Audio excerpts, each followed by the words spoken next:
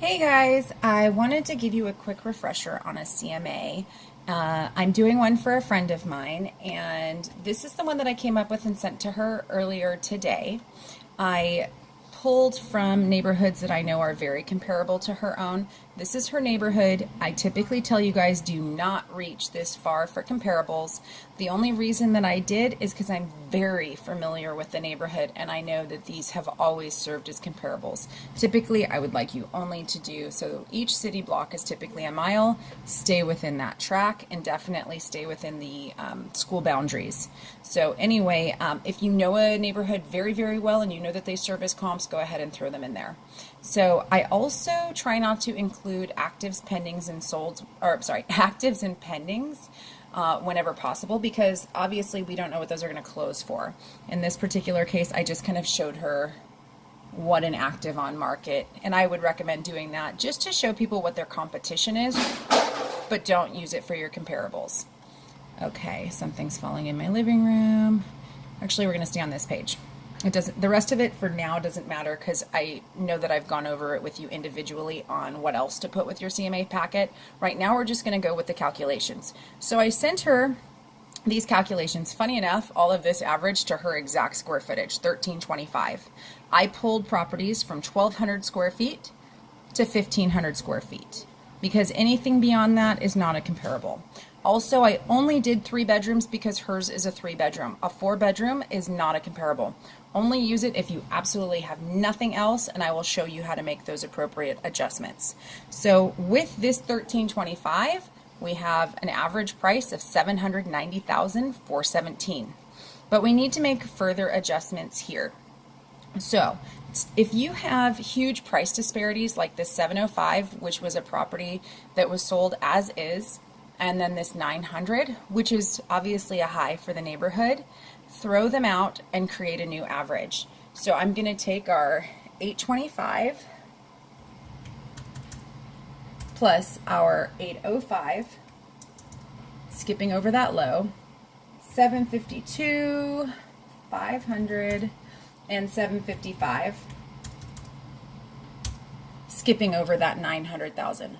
And so we have 4 comps, not including our active, divided by 4 properties. We come to a new average of 784,375. So when I spoke with her, I told her we would sell anywhere between this price and perhaps 810. The reason I gave that price difference is because they do have a 3-car garage and the home shows very well. So she was not happy with that pricing, and she also mentioned a home on the market, or actually it's in backup, that I did not include. Your clients will do this from time to time.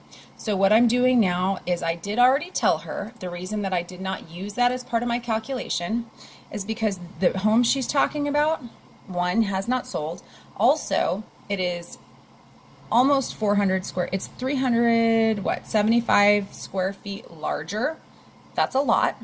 And it has an additional bedroom, apples to oranges. So I did let her know that, but I said I could use it as a comp since it is right down the street from them, but I would have to make some adjustments.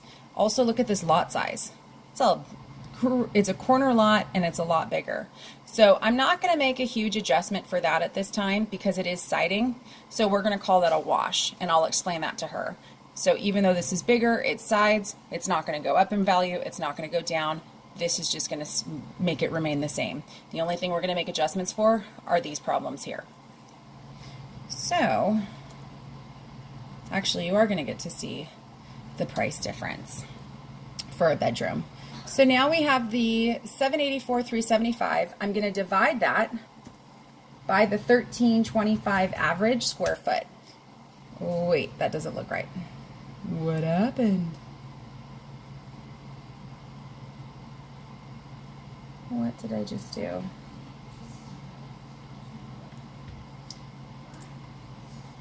Okay, equals divided by 1325.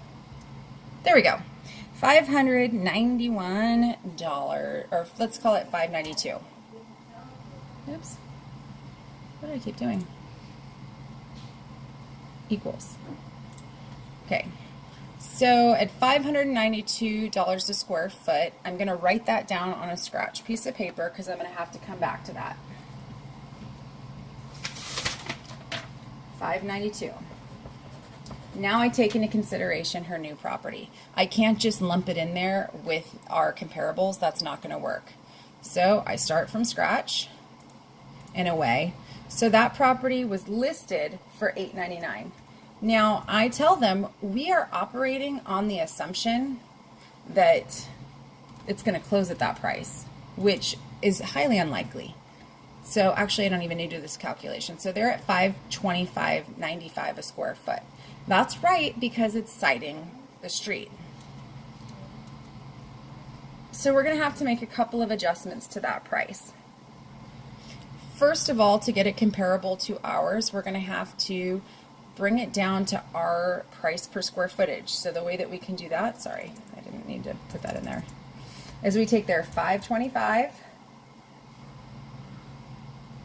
times our square footage.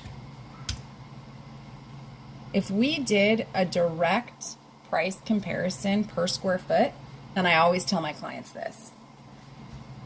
we would be at $695,625. That's much lower than the price that I'm proposing to them. The second way that I can make adjustments, and maybe a little bit better, is I would make adjustments for the bedroom and the additional square footage. And I think I've told you guys this. Typically, it's $20,000 for an additional bedroom. And then I would make another adjustment just because bedroom sizes are not 325 square feet. I may make another adjustment of $20,000 just to make up for the square footage. So at that, minus $40K, now we're at $859.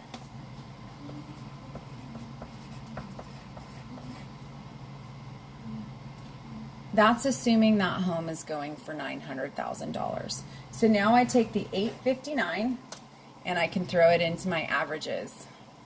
This is kind of tedious, isn't it? Okay, where were we? Oh, I can't go down. Here we go. So let's add one more. $859, bop, bop, bop. Our grand totals change. Now I'm dividing it by 5. $799. $300.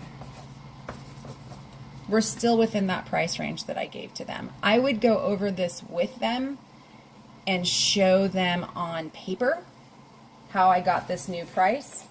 I probably wouldn't take them through the way that I just did with you. I would just have it on paper stating, you know, this home minus 2 adjustments would roughly be $859. If we add the $859 into our averages, our new average is $799, $300.